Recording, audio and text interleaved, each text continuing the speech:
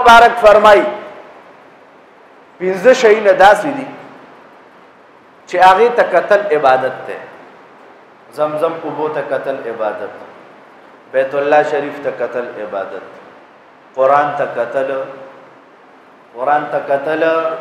عبادت، او یو د مور او پلار مخ دی. دغه دواړو ته د مینې په نظر کتل دام عبادت دی. او علماء لیکلی دي او رسول الله مبارک حدیث ده.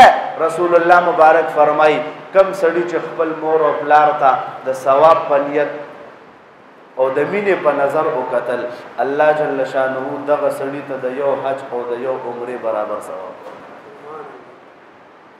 صرف د مینې په نظر کتو باندې خدمت خو بیا پرېږده.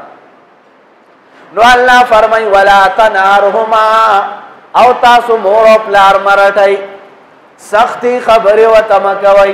وقل لهما قولا کریما، الله فرمای کله چې تاسو د دواړو سره خبرې کوئ، خپل مور او پلار سره خبرې کوئ، نو قولا کریما، نو خپوس انداز کې نرم لهجه کې خپل مور او پلار سره خبرې کوئ. لهجه سخته مساله. دلته کیسه جدا ده زموږ معاشره کې. ښځې سره خو په اوج او نجي کې به خبرې کوي او سبا وایي مړه بد د دې حقوق ډېر دي، څو تابعدار کړي، ټټوي ته جوړ کړي. او چې د مور پلار خبره راشي، مورې کله خپې نه نیولي بار کوسې له را ډډه کړي. که مورې چېرته ښځې له څه ویلي دی به مور یو 2 څپېړې والي را به شي، مولوي صاحب یو وظیفه راکړه بچی مې نافرمان دی. د ښځې مني د مور پلار نه مني، مور پلار سره نه لګي. ښځې پوه کړی دی چې دا دواړه زموږ نوکران دي. همداسې ده اوس معاشره. اوس د چا راج دی معاشره کې؟ بي بي سي ده. بي بي سي د راج دی او مور او پلار د نوکران دي. دا چا داسې کړ؟ تا داسې کړ. دغه ښځه دی ده تا له د مور او پلار باره کې خبر وکړي، دا جام نه پې ماتې کړه. ته ویم نه چې زه دینه پیدا نن د والدینو ډېر زیاته نافرماني شروع ده. د دې وجې نه هر څه شته، هر عمل شته، لیکن بیا هم کامیابي نشته. او کامیابي په څه میلاویږي؟ د والدینو په خدمت باندې او د هغې د دعاګانو په اخیستلو باندې. الله چې انسان ته څه ورکوي په بل شي نه ورکوي. په بني اسرائیلو کې د دې نه مخکې یو اصول بیانوم. علامه ابن حجر عسقلاني رحمت الله علیه د بخاري شریف شارح تیر شوی دی، هغه په خپله شرح فتح الباري کې لیکلي دي چې یو تعظیم دی، یو خدمت دی. او د دې حدیث لاندې دا لیکلي چې رسول الله مبارک له یو صحابي رالو تپوس ته نه کوي یا رسول الله په مخ د ځمکه په تمامو انسانانو کې ټولو نه زیات حقدار د حسن سلوک څوک دی؟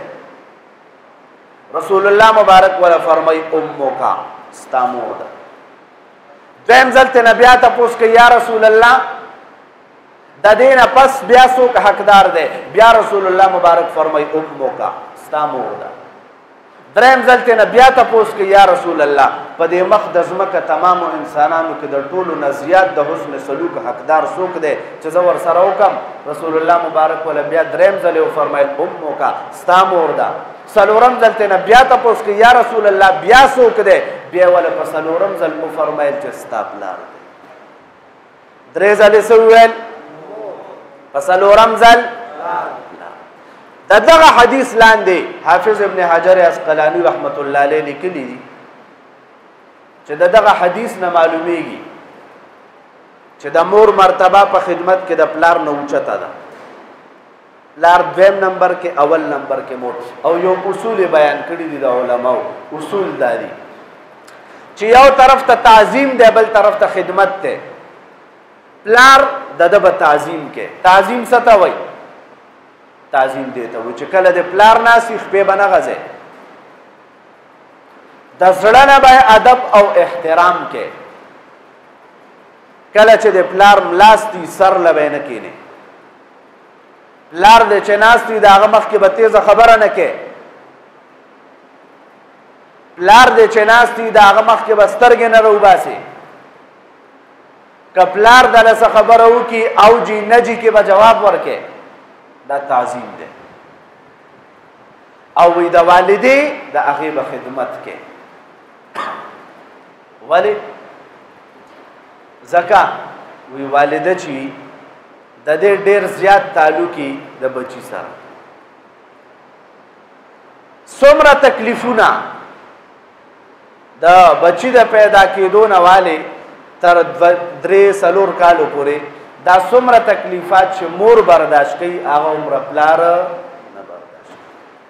نو وی د دې وجې نه رسول الله مبارک 3 حصې مور د پاره کې 1 حصې پلار.